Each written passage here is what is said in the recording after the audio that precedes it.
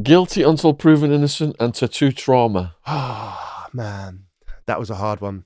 Like I say, I was talking about it before. If you've ever been in prison, yeah, if you ever, and you've done it, there's a sort of understanding, a sort of, okay, well, I've done it, I shouldn't have done this, and a sort of rationalization. When you haven't done it and you get arrested for a crime, oof, that psychology is horrible. That psychology is horrible.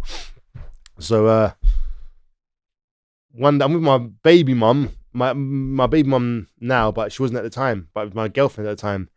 And I was living at her house, and I started getting phone calls. My phone started going, yeah, police are looking for you. Yeah, this door's been kicked off, that door's been kicked off. I'm like, what?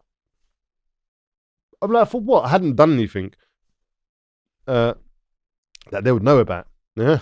And it was like a robbery squad. And I'm like, robbery squad? They're like, yeah, they really, really got hard on for you, Dan. And I'm like, I'm rattling my brain trying to think of any old stuff. And I'm like, nope, been prison, just got out, blah, blah, no, nothing. So I'll ring up the officer in charge. He's like, yeah, just come down. We just want to talk to you. I'm like, calm. I don't need a solicitor for this. They just want to talk to me. This happens all the time. Like, all my little cousins were active. Like, they would rob in Hatton Garden, smashing, like everything. So, and all their second names are the same as mine, Lazar. So, and they all kind of use as Lazar as their first name. So it's like, yeah, Lazar done this, Lazar done that. And I was the main one. So my house would get raided all the time. So I was kind of used to it. So I go to the police station there, yeah. I don't have a solicitor because everyone knows that solicitors are long and they're just there. You just need a barrister really, unless you've actually done something. And I hadn't done anything. I was a fool. You always need a solicitor. You always need a solicitor. You always need a solicitor because sometimes you're trying to be helpful, but you can just not be helpful to yourself, which is the main thing to do. So I've gone in there. They're like, Mr. Lazar, you're arrested for this, that, the other. And I'm like, what? And I'm like, all right, cool. Let's get interviewed. Let's just sort this out. They're like, do you want the solicitor? They're like, no. I'm like, no, I don't want nothing. I just want to get in there. And they're being cool with me. We're talking and that. And then they start showing me the footage. And I've got a distinctive walk. Everyone who knows me knows what I'm saying. Innit? I've got a distinctive walk, yeah? And this person had my walk. So I'm like, okay, but he's a bit shorter than me, a bit more stockier than me. But he had glasses on. And he was kind of like, I'm mixed as well. And he was kind of mixed. But it was like a black and white photo. It wasn't coloured. So I'm like, okay. And this was like in my area in Queen's Crescent. If you know Camden, you know Queen's Crescent is around the corner. And there was a chemist there. So the guy's gone in and I'm looking at the footage. They're saying, explain what you can see. So I explain everything. There's someone walking in there. There's someone behind him, blah, blah, blah. And they robbed the gaff, yeah? But it's a proper violent robbery as well. They grab the guy with the counter. They've got him in there like a chokehold. The man's old as well. They go through his pockets. They take his watch. They go through the till and take £20. So the whole robbery was for like 200 quid. And I'm like, yeah, well, that wasn't me. I explained everything. They're like, all right, cool. Are you happy to do a identity parade? I'm like, of course. This gets me free. Now I can go home after this, smoke some weed and relax. You know what I'm saying? Uh-oh. Now, you've got to understand, people, when you have an ID parade, if you have a solicitor there, they will look at the photos that the police are presenting to put you in the lineup with. But because I never had a solicitor, they chose people that did not look like me. I was the only one that looked like me. So is it this guy or no one? But I didn't know that at the time. You know what I'm saying? Because obviously I am I'm in the police station, and so I got picked out in an identity parade for a crime I didn't commit from a person that's never seen me before. How is that even possible? How is this even possible? I'm like, they're like, yeah, Miss Lazar, so you've been picked out, and we're gonna charge you for the thing. I'm like, what, bro? I don't cry in police stations. I don't get emotional because every time I've been nicked, I've done it.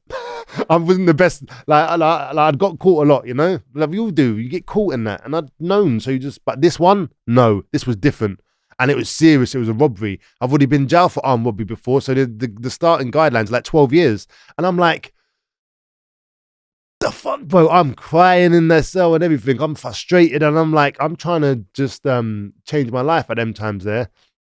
But I didn't know, and this was like 2012 or 11. But I didn't know what to do or change. I just know I'd been messing up somehow, But I didn't have anything to change. I still had bad thoughts in my head. I was still in a bad place. So I'm thinking like, what the hell? What the hell? What the hell? Was it even worth trying to change? Is it even worth doing this? I'm trying to be a good guy, blah, blah, blah. Anyway, they say you're going to prison.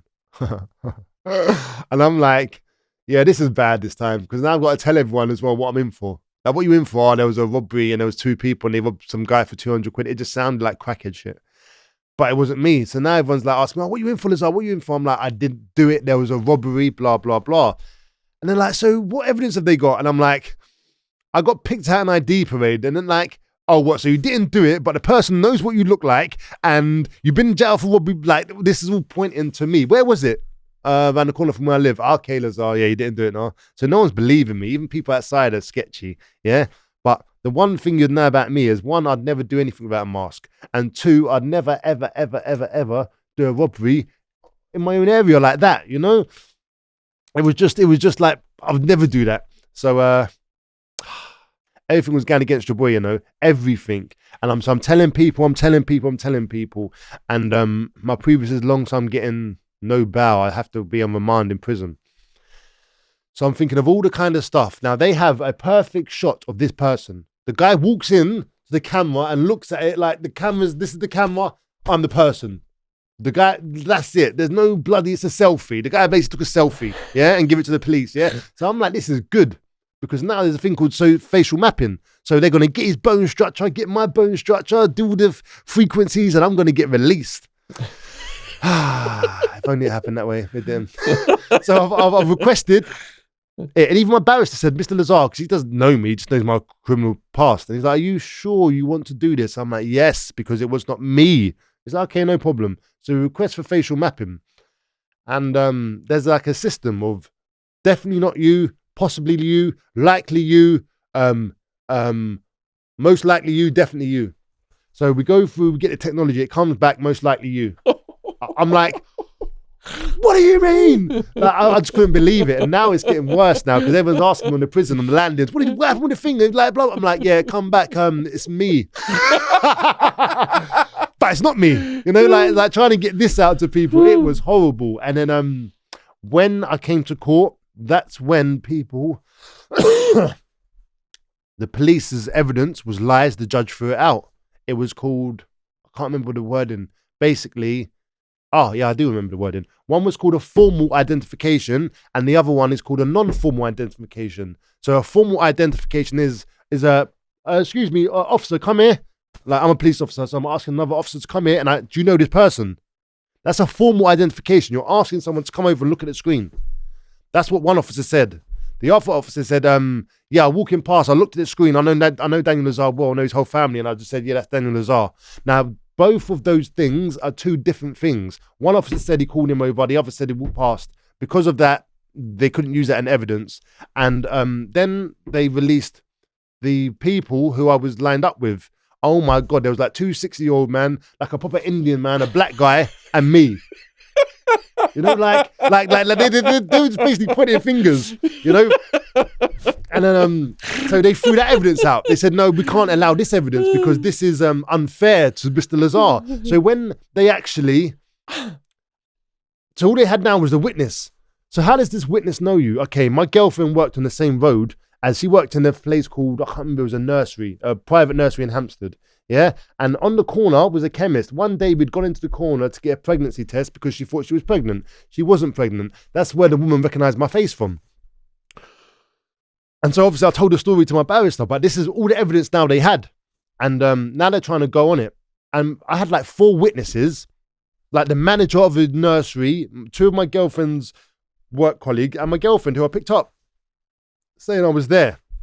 And now the barrister has got so into this, he's trying to make the story that I've collected my girlfriend, I've walked with her, I've run off, done a robbery, and then run back with my girlfriend. Obviously, they all knew that was just far-fetched rubbish. So they threw the case out, you got not guilty. I was so happy. I'd spent 6 months on remand though, and it was stress. You know, like my hairline, I was sure it started there. Afterwards, it was like up here. Like, I'm telling you, it's stress.